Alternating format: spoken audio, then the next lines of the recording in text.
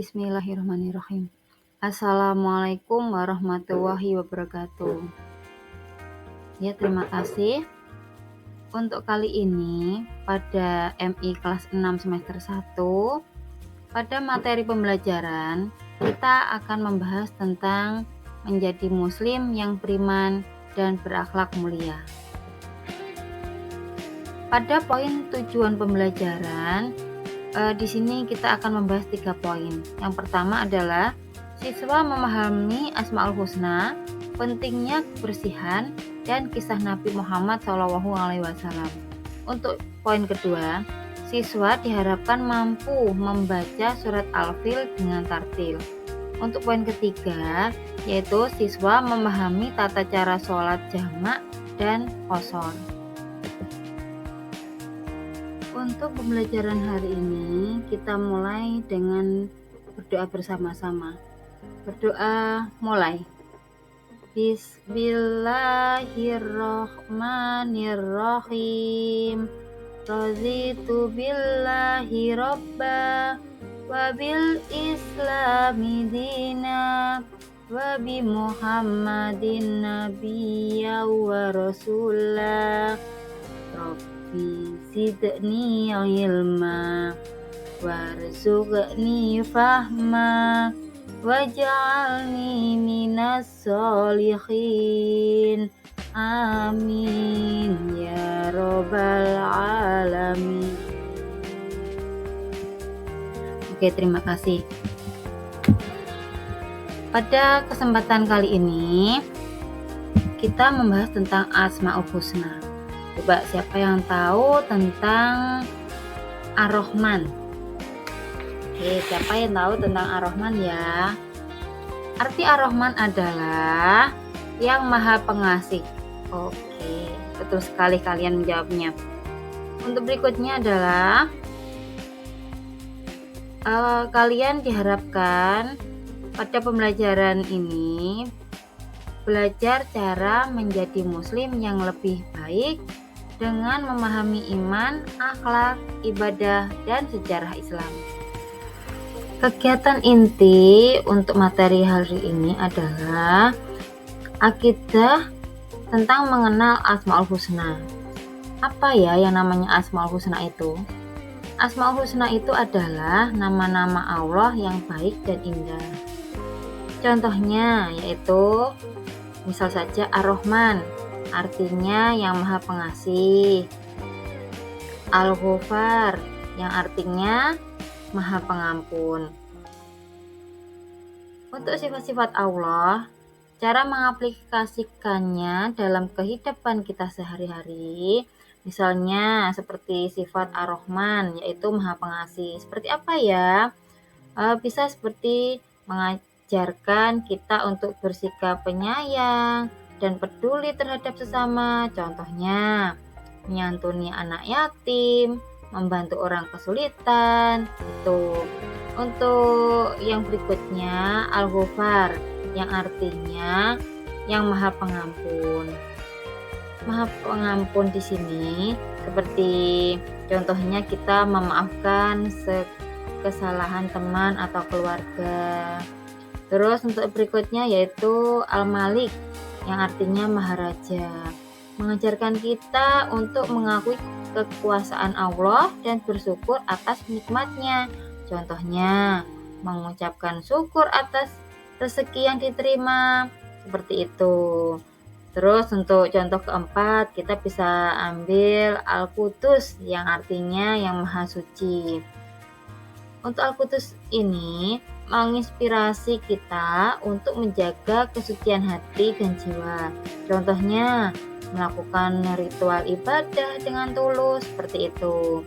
Terus untuk contoh kelima, kita bisa ambil contohnya Al-Aziz, yaitu yang maha perkasa. Untuk Al-Aziz ini mengajarkan kita untuk bersikap kuat dan percaya diri. Contohnya itu menghadapi tantangan dengan keberanian. Setelah kalian sudah mengetahui dari beberapa contoh Asmaul Husna yang sudah saya sebutkan tadi, silahkan kalian menulis satu sifat Allah yang ingin kalian teladani di dalam buku catatan. Oke, lakukan sekarang. Terima kasih. Akhlak, pentingnya kebersihan. Hadis atau huru syadrul iman, yang artinya kebersihan adalah sebagian dari iman. Contohnya yaitu mencuci tangan, membersihkan lingkungan. Ada lagi, kita bisa melakukannya dalam kehidupan sehari-hari, misalnya menjaga kebersihan badan dan pakaian, membasuh tangan sebelum makan, menggunakan air wudhu sebelum sholat, menjaga kebersihan lingkungan, menghindari perilaku kotor dan tidak bermoral. Untuk kali ini tugas kalian yaitu kita akan membagi satu kelas ini terdiri dari 3 siswa. Kalian tugasnya yaitu menyebutkan 3 cara menjaga kebersihan rumah atau sekolah. Ya, kita bentuk 3 siswa ya. Maksudnya satu kelas ini, satu kelompok terdiri dari 3 siswa. Tugasnya saya ulangi, yaitu menyebutkan 3 cara menjaga kebersihan di rumah atau di sekolah. Oke, kita mulai, kita bentuk kelompoknya terlebih dahulu. Al-Quran. Untuk kesempatan kali ini saya ambil surat Al-Fil. Surat Al-Fil turun setelah perang Elefantah pada tahun 570 Masehi. Pada saat itu, Nabi Muhammad SAW masih bayi. Pasukan Elefantah dari kerajaan Himyar dipimpin oleh Abraham berusaha menghancurkan Ka'bah di Mekah. Isi surat Al-Fil yaitu Allah menggambarkan kekuasaan pasukan Elefantah yang gagal menghancurkan Ka'bah. Terdapat pada ayat 1 dan 2. Untuk berikutnya, Allah mengirimkan burung ababil untuk menghancurkan pasukan Elefantah dengan batu-batu kecil. Terdapat pada ayat 3-4. Berikutnya, pasukan Elefantah hancur dan Allah menyelamatkan Ka'bah, terdapat pada ayat 5. Untuk berikutnya, kalian buka juz sama kalian. Silahkan dibuka surat Al-Fil. Nanti kita akan belajar bersama-sama membaca surat Al-Fil. Oke, silahkan disiapkan terlebih dahulu. A'udzu billahi minasy syaithanir rajim. Bismillahirrahmanirrahim. Alam tara kaifa fa'ala rabbuka bi ashabil fil. Alam yaj'al kaidahum fi tadlil wa arsala 'alaihim tayran ababil tarmihim bihijaratin min sijil faj'alahum ka'asfin ma'kul. Shadaqallahul azim. Fikih. Kali ini kita akan membahas tentang sholat jamak dan qashar. Sholat jamak atau menggabungkan 2 sholat. Dalam artian, sholat jamak adalah sholat yang dilakukan bersama-sama dengan orang lain dengan niat untuk menggabungkan waktu sholat. Tujuannya adalah memperkuat ukhuwah Islamiyah dan memudahkan orang-orang yang sibuk. Syarat-syarat sholat jamak yang pertama adalah ada minimal 2 orang yang terdiri dari imam dan makmum. 2. Niat untuk sholat jamak. 3. Waktu sholat masih berlangsung. 4. Tidak ada halangan untuk sholat.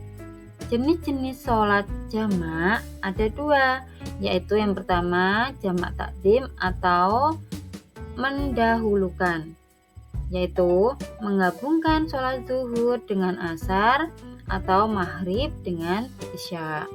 Yang kedua adalah jamak takhir atau mengakhirkan, artinya menggabungkan sholat zuhur dengan asar setelah waktu asar. Untuk kemudian sholat qashar. Sholat qashar adalah memendekkan sholat menjadi 2 rakaat atau sholat yang dilakukan dengan mengurangi bilangan rakaat, yaitu dari 4 rakaat menjadi 2 rakaat. Tujuannya adalah memudahkan orang-orang yang sedang dalam perjalanan atau memiliki kesulitan. Syarat-syarat sholat qashar: sedang dalam perjalanan musafir minimal 80 km, tidak ada niat untuk tinggal di tempat tujuan. Terus waktu perjalanan minimal 4 hari. Berikutnya, tidak ada kesulitan yang menghalangi sholat biasa. Untuk rincian sholat qashar, zuhur, asar, dan isya menjadi 2 rakaat. Maghrib tetap 3, subuh tetap 2 rakaat. Dalam hal perbedaan sholat jamak dan qashar, yaitu yang pertama, dilihat dari tujuan. Tujuan sholat jamak untuk memperkuat ukhuwah, kalau qashar untuk memudahkan musafir.